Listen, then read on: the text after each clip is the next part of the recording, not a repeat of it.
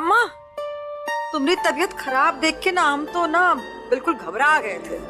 ये खातिर हम मन्नत मांग लिए कि तुम ठीक हो जाओगी ना तो हम गंगा नहाएंगे। उर्मिला, हम तो भले चंगे बैठे हैं, तो नेक काम में देर काहे की। बबुआ, जा उर्मिला को आज ही गंगा नहला ला, थोड़ा पाप भी उतर जाएगा। दादी, आपके लिए बिना शक्कर वाली चाय लीजिए। तुम्हारी तो जितनी तारीफ की जाए वैष्णवी उतना ही कम है।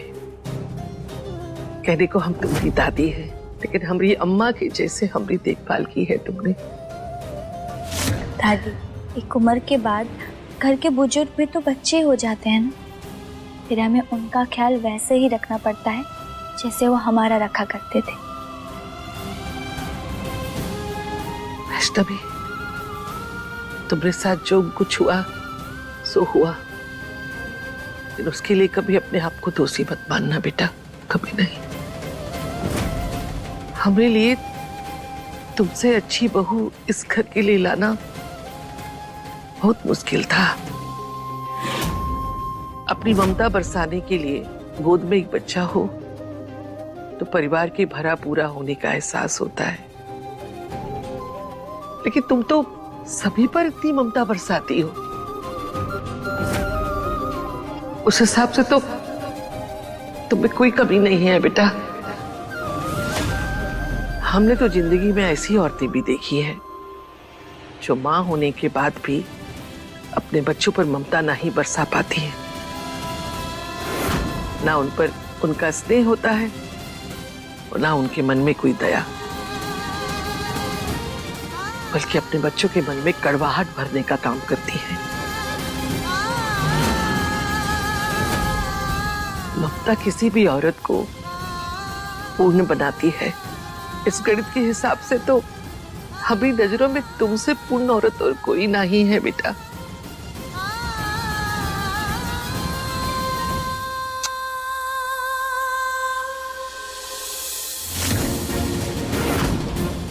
दादी, आप हमारे लिए परेशान मत हुई, हम बिल्कुल ठीक हैं। चलिए, आप आराम कीजिए।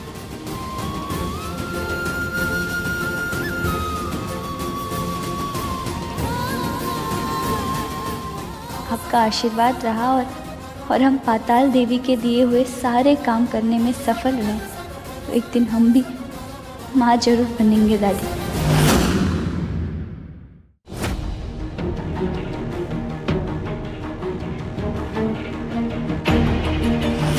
इससे क्या हो गया?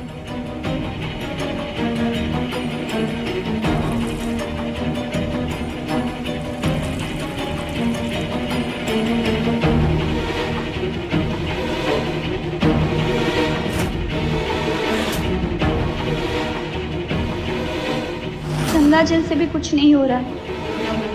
मैया, मैया, ये क्या हो रहा है? ऐसा क्यों होता है हमारे साथ?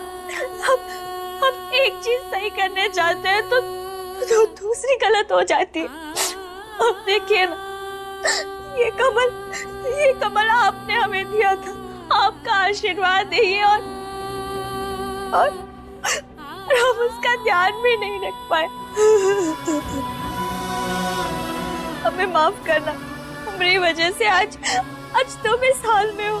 भैया ने तुम्हें हमारे सपने में बार बार लाकर हमें तुम्हारे बारे में बताया, हमें तुम तक पहुंचाया।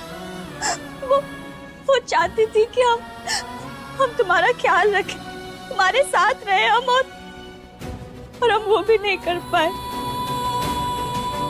हमसे इतनी बड़ी भूल कैसे हो सकती है? कैसे?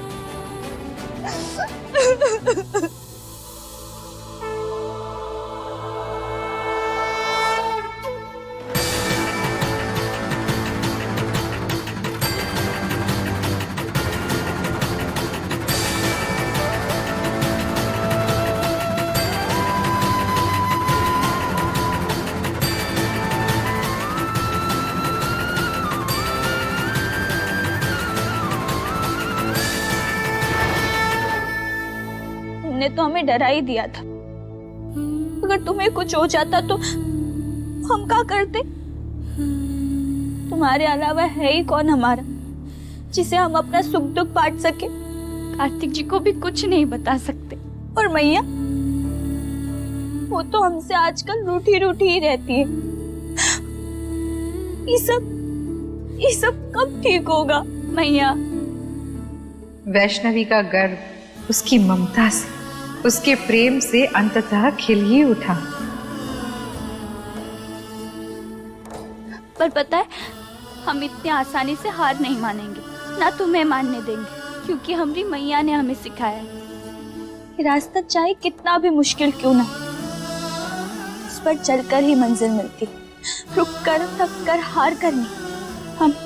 हम समझ गए हैं, संकट दादी पर ही आने वाला था, लेकिन अब वो टल गया। अब हम दादी का और अच्छे से ध्यान रखेंगे। कितनी भोली है वैष्णवी। तुम्हें क्या लगा इस वृद्ध पर आया हुआ संकट ही हमारा बताया हुआ संकट था? एक बार तुम भोजन का आयोजन कर दो, उसके पश्चात ही हम आनंद लेंगे। आनंद आएगा, अति आनंद आएगा।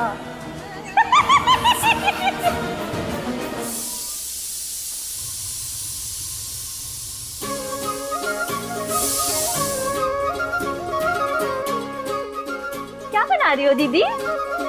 कोई एक चीज बना रहे हो तब बताए ना। आज हम सबकी पसंद की अलग अलग चीजें बना रहे हैं, जैसे दादी के लिए कद्दू की सादी सब्जी और रोटी, कार्तिक जी का मनपसंद पनीर पराठा, टीना के लिए चीज सैंडविच और उर्वशी भाभी के लिए चना गुनगुन। बाबूजी के लिए हम बना रहे हैं बेसन के चिल्ले सिलबट्टे वाली चटनी के साथ। माँ जी और भैया के लिए हलवा हम बना चुके हैं। इतना सब कुछ आप अकेले कैसे बना रही हो दीदी? मन से। घर परिवार का पेट भरना तो एक गृहिणी का कर्तव्य होता है गिट्टी। तभी तो घर की बहू को अन्नपूर्ण कहा जाता है, क्योंकि उसके रहते कोई भूखा नहीं रहता। चलो दीदी, मैं भी आपकी मदद कर देती हूँ फिर।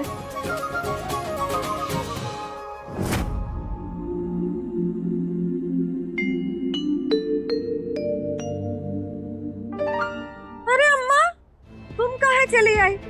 तुम्हारा खाना कमरा में भिजवा देते हम। अरे कमरे में रह के तो वैसे ही बीमार जैसा लगता है। हम सोचे कि सब साथ में खाना खा रहे हैं और वैष्णवी ने भी सबकी पसंद का खाना बनाया है, तो सबके साथ ही खाना खाएंगे, थोड़ा दिल भी बहल जाएगा। बिल्कुल ठीक किया आपने दादी। आइए बैठिए।